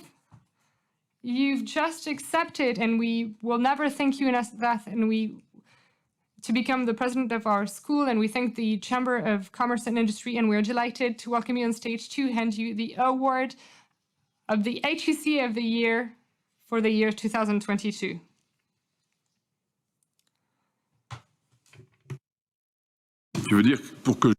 You meant so that I give this award. The award isn't meant for me. Welcome, good evening. I would like to hand the first award. Just like Adrian said, there are two awards. The first one goes to, will be given by Mrs. Agnès Pannier-Runacher. Well done.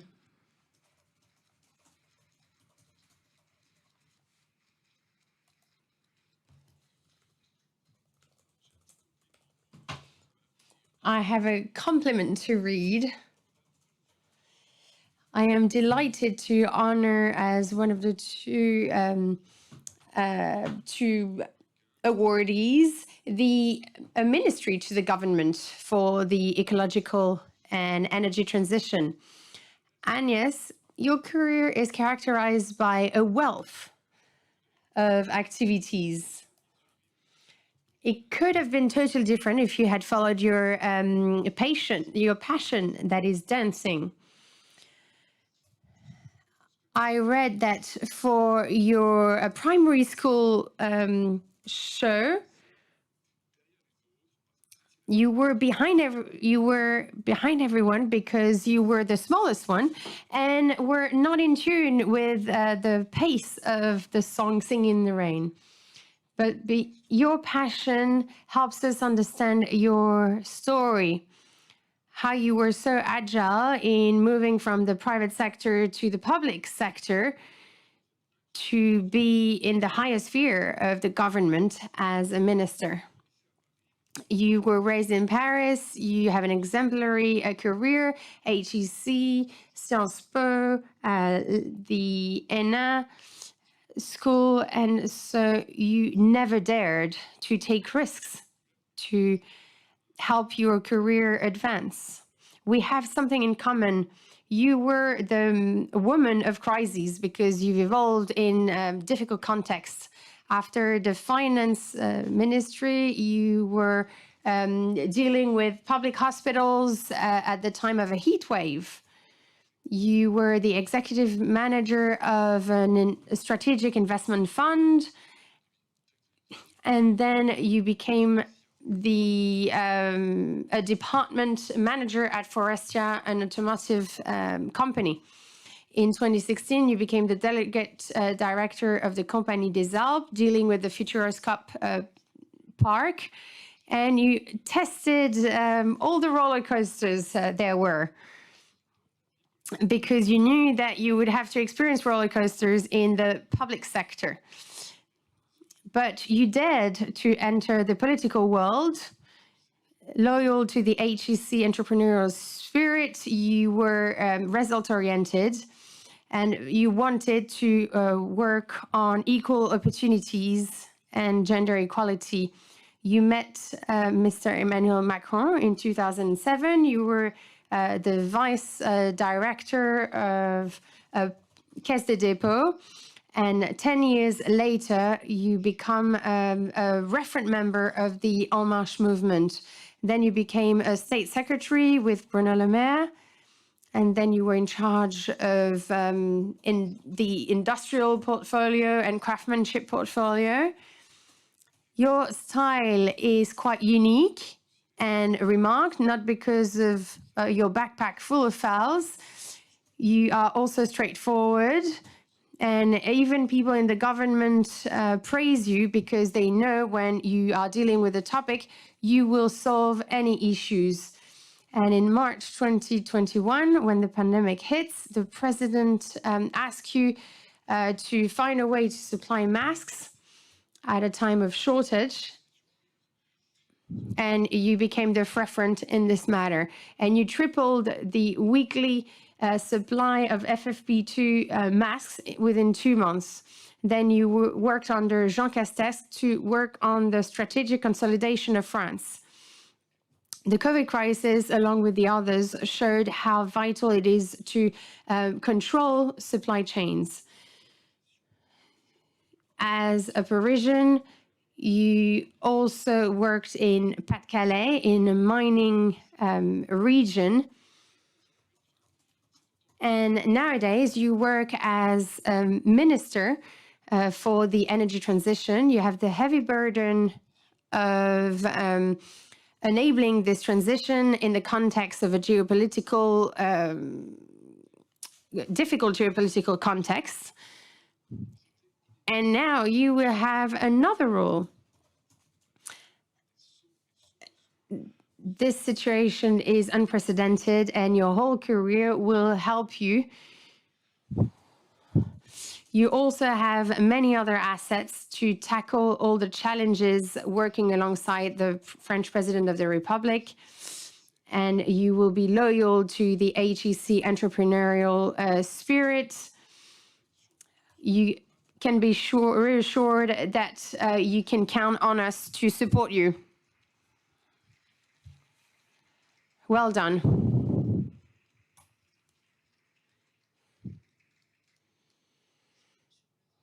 So I will stand up because I feel more comfortable. Thank you, Jean-Paul. Thank you to the members of the jury. Good evening to you all.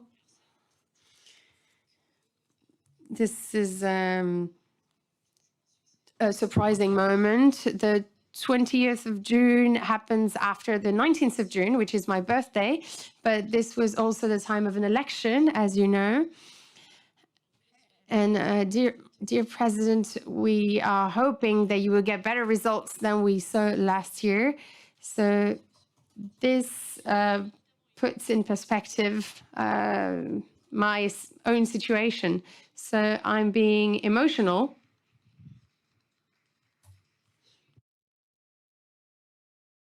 Okay. So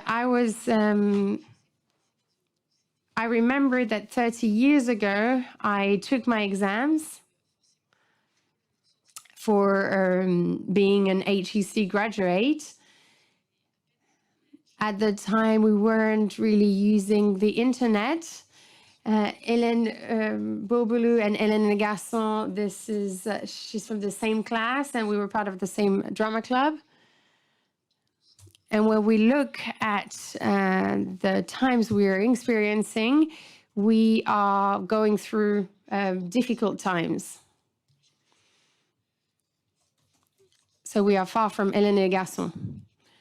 So what's at stake here is the matter of commitment. I took the risk in October 2018 to leave the civil society. And I entered the political world. I didn't have all the codes. And this is what I'm blamed for still sometimes nowadays. And I put some things on the side. Why? Because I wish to move things. I wanted to tackle this challenge of equal opportunities because I was extremely fortunate myself, and I would like for others to be as fortunate, especially in this mining region that Jean-Paul mentioned earlier. When we say that people are on house arrest there, this is a reality.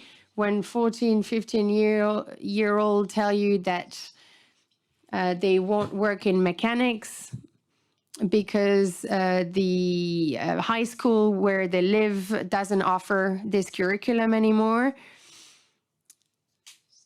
This is difficult. So it is our destiny to help provide better opportunities and help them have access to better curricula. And you can all be opinion leaders as company executives and as people being involved in such association through mentoring programs. So meeting people that are different from us because they are an asset to companies. And I think we should all understand that we are involved in something where we should all be connected. What matters to me is also the green transition, so the fight against climate change, which is related to biodiversity. They are called twin conflicts. The harder it will be, the less biodiversity there will be, and the less biodiversity there is, the harder it will get. So these phenomena are mutually exclusive. So after getting older, we are also noticing that this phenomenon is stepping up and that the situation is worsening faster than it's supposed to be. The goal we need to reach in terms of transition is highly demanding. We are at the forefront of this conflict because we bear a certain responsibility. Since the Industrial Revolution, we have been the first beneficiaries of this revolution in Europe, in the UK, but also in the United States, and we are all at the origin of this climate crisis. And we also have the technological means the social means to support this change, but it will be extremely aggressive, and it will require of us that we review our lifestyles, our way we think of the future, we think of companies. And once again, I am deeply convinced that nothing will happen if we think that the state will do it all alongside the EU member states or with the G7 or the G20. My ambition is to help our movement move forward. And this is a call to everyone here tonight. Stars are aligned. We saw it last night. We should remain highly cautious, and it will require efforts to be put in by everyone. So I would like to raise a challenge. Often we forget a certain dimension. But this is also because we should overhaul our economic models.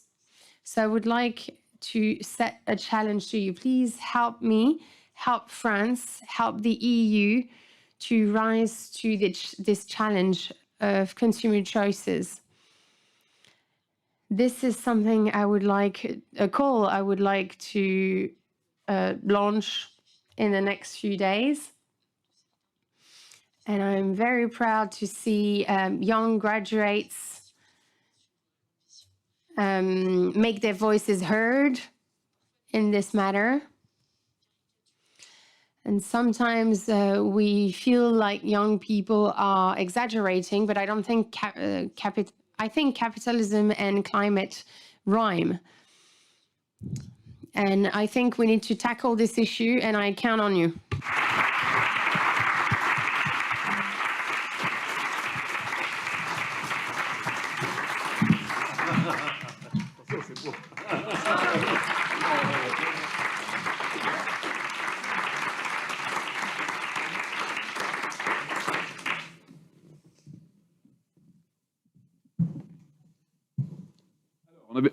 Ça marche toujours là? Oui.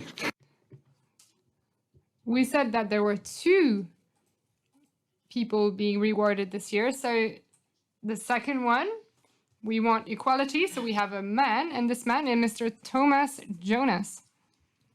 Here he is.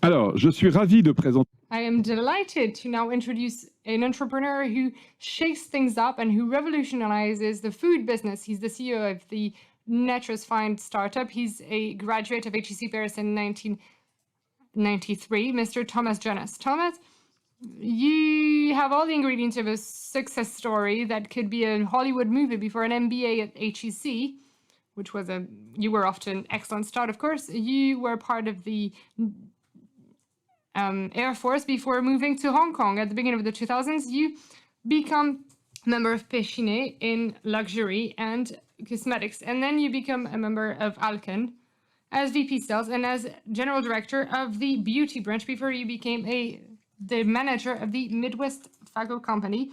All of this in the US. And I'd like to thank you because, as you mentioned earlier, you made many packagings for L'Oreal, and they were beautiful. So thank you. So your destiny is bright, and at this time, you were extremely successful. But in 2012, on a Hawaii beach, your life is turned upside down. You were in one of the Hawaii islands with your family, and after 2 weeks, you told your wife, what if we stayed an extra 2 weeks? And 2 weeks later, you did the same. And at the end, you stayed in Hawaii for an entire year.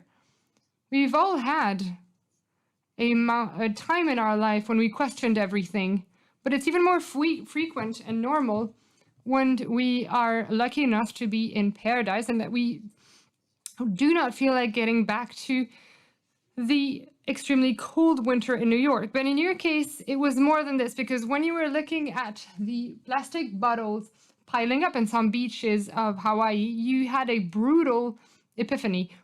So following this little journey in paradise, you decided to put all your energy in changing the future of the planet. You wanted to have a positive impact. And Mark Kozubal, your future associate, is going to help you find the answers. He was working at the NASA on a research project at Yellowstone in the US volcanoes. He detected a microorganism with incredible virtues, and he stayed there for millions of years in spite of the extreme conditions. This incredible fungi, Fusarium strenflavolapis, nicknamed Phi. Congrats for the invention of that surname. You discover that it's extremely high in protein, and it is not as energy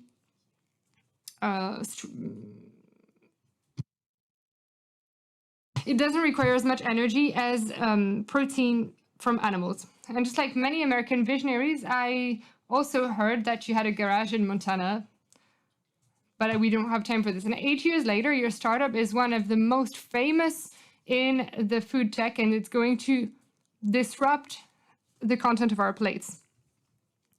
And you have your headquarters close to the slaughterhouse of Union Square, which is one of the biggest meat markets. Al Gore and Jeff Bezos took part in many of your fundraisers. So did Danone, and you obtained $350,000 of funding, $500 million in total to develop. Robotics and automation will do their part to cultivate Phi at mass scale. You are at the conquest of the American market and the global market with very attractive food. You can have a look at his vegetarian burgers or Phi cheese, and you can also ask people who will taste it on board SpaceX on the 28th of June. You are living proof that tech is the answer for the future. We need so in light of demographics and climate change. Your personal and professional journey echoes what we like so much at our alma mater: entrepreneurship, daring, the will to have an impact. For all of this and for the human being you are, thank you for building a brighter future for us all.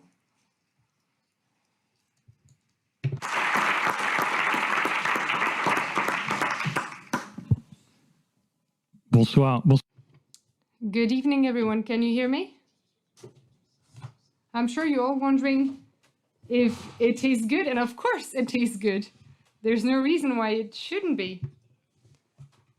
Earlier, you mentioned biodiversity. We've discovered, as Jean-Paul was saying, during a research mission for the NASA in the acid volcanic sources of Yellowstone, we discovered a microbe, a germ. We didn't know it existed up until now, but it had actually been there for millions and millions of years. And it allows us to build a protein using 99% fewer water, land, and emitting 94% less greenhouse gases than a cow. So why does this mean so much? Why should we take nature as an example and try to find nature-based solutions? What we discovered at Yellowstone was that nature was submitted to a high level of constraints. And today, for all of us, learning to do more with less is the true challenge of our generation. Of our generation, all of us here today, and of those who will graduate in the months or years to come. Climate change is very significant. I live in the US. Some people in the US believe that climate change is a hoax. On le sait bien, et il est là pour durer. Ce challenge est vrai. We know this, and it's here to stay. Is it a business opportunity? It is a business opportunity as well, and this is why schools such as HEC should take part in this transition. At the last COP in Glasgow, Janet Yellen, the Secretary of American Treasury, put a label between 100 and 150 billions of dollars that should be invested in the years to come. What does this mean? It means that as entrepreneurs, as CEOs of companies, as members of the political sphere, we are going to have to build the world of tomorrow together. It may sound like something obvious, but it is true. And this transition is necessary. We have no other choice. HEC has the energy to take this turn, to make the most of these new horizons. And there's no one better than Oloik to do that. Tomorrow's future is future. COVID-19 was international. The Ukraine crisis proved how hard it's going to be to feed everyone in the future. The food system has already imploded. At Find, our company, we define ourselves as a food company for optimists. Optimism is crucial today. It's necessary for two reasons. First of all, pessimism does not lead anywhere. It can make you the coolest person at dinner downtown, but it's not going to solve anything. And this brings me to the second reason, which is what you mentioned. It's about commitment. Today, being optimistic is what guides our commitment, everyone's commitment. And here I agree with Agnès, and I call on each and every one of you to do your best to support this transition. So you're probably wondering if you can actually do anything. Well, first of all, we mentioned the generational aspect earlier. We can be middle-aged and bold, and yet take part in these topics. So it's not impossible. And the second thing I'd like to say is that when we think about the big topics linked to climate change, energy, transport, agriculture, food, maybe few of you in this room can decide how to organize the energy of the future. Maybe some of you will make decisions this week regarding a new electricity factory. Some of you might make decisions in terms of transport. Some of you might invest in an electric car. But what I know is that all of you here today, tomorrow, in the future, you're going to eat. You're going to eat protein, and you're going to make choices, and every choice you're going to make will have an impact. Be aware of this. Your commitment can just be that.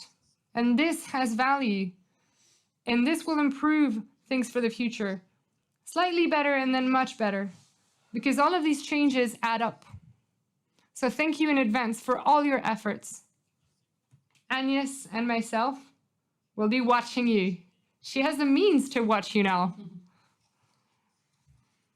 Thank you.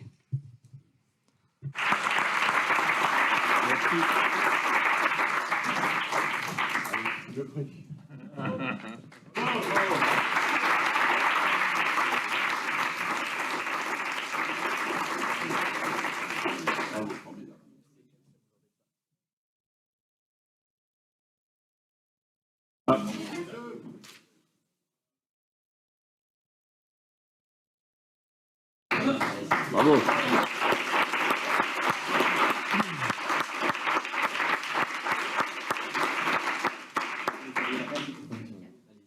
Allez, hop.